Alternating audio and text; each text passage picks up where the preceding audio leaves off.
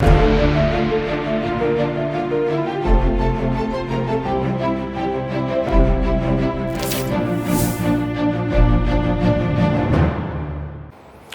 आप देख रहे हैं सी न्यूज़ भारत और मैं ऋषभ सक्सेना। वक्त हो चला है उत्तर प्रदेश बुलेटिन का।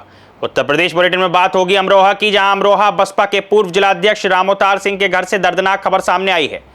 साथ ही बात होगी मेरठ की, जहां पश्चिम उत्तर प्रदेश संयुक्त व्यापार मंडल के प्रदेश स्तरीय पदाधिकारी सम्मेलन में व्यापारियों की समस्याओं और मांगों पर चर्चा हुई। ऐसी तमाम खबरों की विस्तार से चर्चा करेंगे इस बुलेटिन में। बसपा के पूर्व जिलाध्यक्ष रामअवतार सिंह के घर से दर्दनाक खबर सामने आई है। उनके इकलौते बेटे अश्वनी उर्फ आशु ने सोमवार देर रात खुद को गोली मारकर आत्महत्या कर ली। घटना अमरोहा नगर की आवास विकास कॉलोनी की है। रात करीब 10:30 बजे जब घर में कोई नहीं था, अश्वनी ने लाइसेंसी रिवॉल्वर से खुद को गोली मार ली। उस वक्त पिता रामअवतार सिंह अपनी पत्नी और बेटी के साथ मेरठ दवा लेने गए हुए थे। जब बेटी अलका वापस लौटी तो नीचे के कमरे में भाई का खून से लथपथ शव देख चीख पड़ी। सूचना पर पहुंची पुलिस ने शव को कब्जे में लेकर जांच शुरू कर दी है। फिलहाल आत्महत्या की वजह साफ नहीं हो पाई है। घर में कोहराम मचा हुआ है। मां पिता की हालत रो रो कर बेहाल है। अमरोहा से सी न्यूज़ संवाददाता गौरव श्री माली की रिपोर्ट। रैना थाना क्षेत्र के पास ट्रैक्टर ट्रॉली अनियंत्रित होकर नदी के किनारे खंदक में पलट गई, जिसमें आधा दर्जन से अधिक लोग घायल हो गए। वह लोग भारत में शामिल होकर अपने गांव लौट रहे थे। हादसे में एक युवती की मौत हो गई, जबकि कई घायल हैं, जिन्हें अस्पताल में भर्ती कराया गया है। पुलिस ने जांच शुरू कर दी है, जबकि ग्रामीण स्वास्थ्य केंद्र में इलाज में लापरवाही का आरोप लगा हंगामा कर रहे हैं। बताओ अच्छा आप बताओ क्या नाम है आपका? पूरी। अच्छा, कहाँ से आए थे लोग? कितने लोग होंगे ट्रॉली में? सभी ऊपर है। अच्छा, तो कितने लोग घायल हैं, कुछ जानकारी है? अच्छा, पते ना है अभी कुछ भी। किसी की मौत हुई है क्या? दो की। अच्छा, कहाँ है वो लोग? अभी कुछ पता नहीं। पक्की पता ना दे रहे हमको कोई। सरकारी अस्पताल वाले ले गए? हाँ, सरकारी अस्पताल में से तो निकाल लाए हम पहले। अभी तक ले गए गाड़ी को हसनपुर।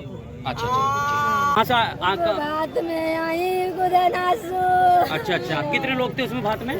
बतेरे लोग है वहाँ में तो लगभग ट्राली भर रही। अच्छा, आपकी कौन थी उसमें? हमारी नंदी बालक है। अच्छा, उनका पता है चोट लगी है, क्या स्थिति है? अभी दिखाई ना मोको। कहाँ देखा आपने? अभी ना देखी कहीं भी। अच्छा।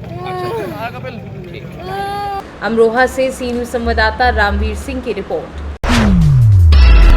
पश्चिम उत्तर प्रदेश संयुक्त व्यापार मंडल के प्रदेश स्तरीय पदाधिकारी सम्मेलन में व्यापारियों की समस्याओं और मांगों पर चर्चा हुई। प्रदेश अध्यक्ष ने कहा कि व्यापारियों का शोषण बंद न होने पर सड़क से विधानसभा तक आंदोलन किया जाएगा। प्रमुख मांगों में व्यापारी आयोग का गठन, छोटे व्यापारियों का कर्ज माफी, व्यापार सुरक्षा कानून, बहुराष्ट्रीय कंपनियों पर नियंत्रण, ऑनलाइन व्यापार प्रतिबंध और जीएसटी सुधार शामिल है। उन्होंने कहा कि व्यापारी समाज प्रदेश की अर्थव्यवस्था की रीढ़ है, पर वे सरकारी जांचों और विभाग के उत्पीड़न से पीड़ित है। सम्मेलन में नए पदाधिकारियों की नियुक्ति भी हुई और व्यापारियों के हितों के लिए सशक्त आंदोलन का संकल्प लिया गया। सर, आज प्रोग्राम क्या ये हॉल में क्या रूपरेखा थी प्रोग्राम की? आज पश्चिम उत्तर प्रदेश संयुक्त व्यापार मंडल के पदाधिकारियों की एक बैठक हम लोगों ने आयोजित की थी, जिसके अंदर संगठन के सिर्फ पदाधिकारी आज यहाँ उपस्थित थे। व्यापारियों की जो विभिन्न समस्याएं हैं लोकल स्तर पर और प्रदेश स्तर पर, इसको लेकर आज यहाँ पे सबने अपने अपने विचार रखे। उन विचारों में निकल कर आया कि व्यापारियों के सामने ऑनलाइन व्यापार एक बहुत बड़ी समस्या के रूप में आ रहा है और सरकार का ध्यान किसी तरह का इस समस्या पर नहीं है। तो आज हम लोगों ने मिलकर तय करा कि हम लोग एक पोस्टल लेटर के माध्यम से सरकार तक अपनी बात पहुंचाने का काम करेंगे। इसकी शुरुआत, क्योंकि 1857 की क्रांति की भूमि मेरठ है, तो कोई भी क्रांति अगर देश के अंदर उठी है तो उसकी पहली चिंगारी कहीं ना कहीं मेरठ से निकल के गई है। तो इस ऑनलाइन व्यापार के खिलाफ भी पहली चिंगारी अगर निकली है तो वो मेरठ की सरजमी से निकल के जाएगी। और हम लोग पश्चिम उत्तर प्रदेश संयुक्त व्यापार मंडल के बैनर तले शहर के छोटे बाज़ारों से गांव के कस्बों तक जाएंगे और वहां के व्यापारियों से मिलके उनकी समस्या पोस्टल लेटर के माध्यम से प्रधानमंत्री और मुख्यमंत्री तक भेजने का काम करेंगे। इसके अलावा शहर के बड़े बड़े चौपलों पे भी हम लोग सिग्नेचर कराने का एक अभियान चलाएंगे, जिसके माध्यम से लाखों की संख्या में व्यापारियों के सिग्नेचर करा के हम लोग शासन सत्ता तक भेजने का काम करेंगे, ताकि ऑनलाइन व्यापार से होने वाले नुकसान से आम जनता भी समझ सके कि उनके साथ ठगी हो रही है, सड़ा गला और एक्सपायरी माल उन्हें दिया जा रहा है। इसके अलावा जो व्यापारियों के लिए हानि हो रही है वो तो है ही है। व्यापारी समाज की दुकान में अगर एक छोटी भी दुकान है तो उस दुकान के अंदर व्यापारी सारी चीज़ें कॉमर्शियल दे रहा है। एक आदमी एक घर में रह रहा है तो वही यूनिट वो फूक रहा है और वही यूनिट बिजली की दुकानदार फूक रहा है, लेकिन दुकानदार को देनी है कॉमर्शियल और आम आदमी को देनी है उससे कम पैसे की यूनिट।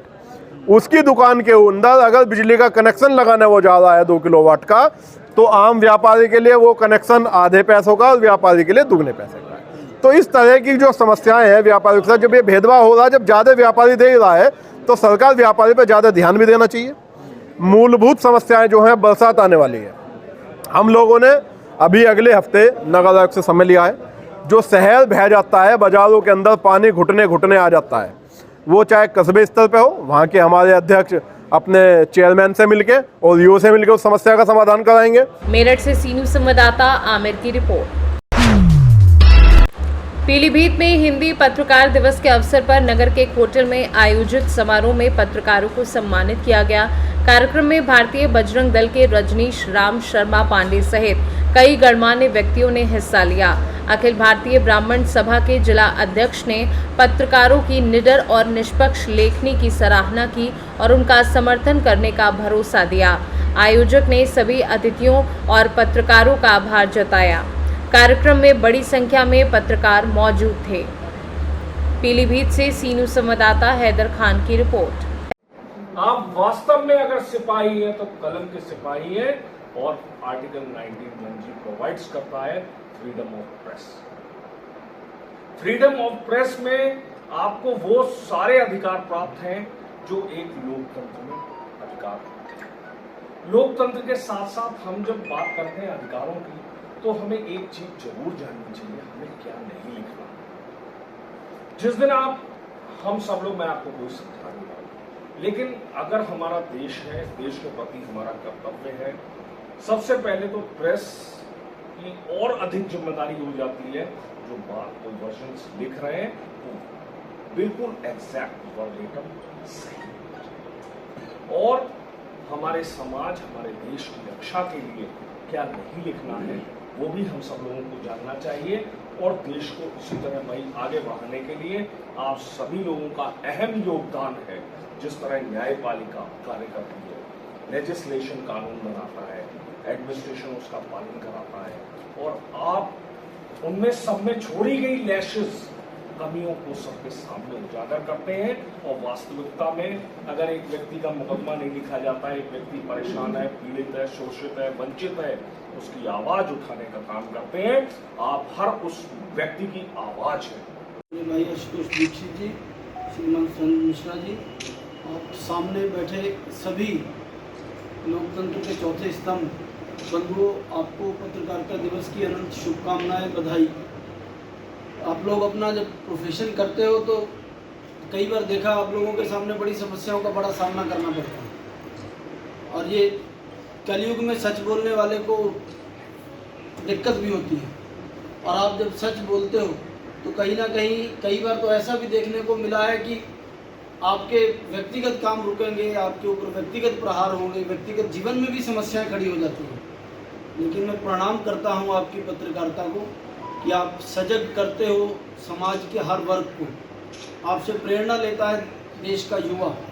लगातार पत्रकार भाइयों को सम्मानित करने की कड़ी जारी रखी है, बधाई के पात्र हैं। भाई साहब ने इतना अच्छा प्रोग्राम आयोजित किया, उसके लिए बधाई के पात्र हैं, और मैं इनकी लंबी उम्र की कामना करता हूँ। भाइयों की जरूरत पड़े तो भाई के साथ हम लोग रात दिन एक साथ खड़े। हमारे बड़े भाई गुरबाग सिंह जी, जिला पंचायत प्रतिनिधि अध्यक्ष और सहकारी समिति के चेयरमैन श्रीमान नितिन दीक्षित जी, हमारे बड़े भाई रजनीश पांडे जी, पूर्व ब्लॉक प्रमुख बिजली जी आशुतोष दीक्षित जी, सुरेंद्र जी और हमारे ब्राह्मण महासभा के जिलाध्यक्ष और अधिवक्ता बंधु माननीय आनंद जी और हमारे भाई हर्ष जी, मैं इन सभी का बहुत बहुत धन्यवाद करता हूँ। इन्होंने कीमती समय दिया और आभार व्यक्त करता हूँ कि हम पत्रकार भाइयों की बात को, सम्मान को आगे बढ़ाने का जो काम किया है, ये लोग भी एक बधाई के पात्र हैं सभी, क्योंकि आज के समय में हर आदमी इतना बिजी है, नेता भी बिजी है, प्रशासन भी बिजी है कि पत्रकारों के लिए कोई नहीं सोचता। तो उस सोच को जागृत करने के लिए जो जागृत की है, उस सोच को रजनीश जी ने, माननीय रजनीश जी शर्मा जी, उस सोच को मैं सलाम करता हूं, धन्यवाद करता हूं। पुनः इसी के साथ अपनी बात सलाम करता हूं। बहुत बहुत धन्यवाद और सभी भाइयों को पत्रकारिता दिवस की हार्दिक शुभकामना और बधाई, और मर्यादा में रहकर सभी लोग काम करें। मेरठ से सी न्यूज संवाददाता आमिर की रिपोर्ट।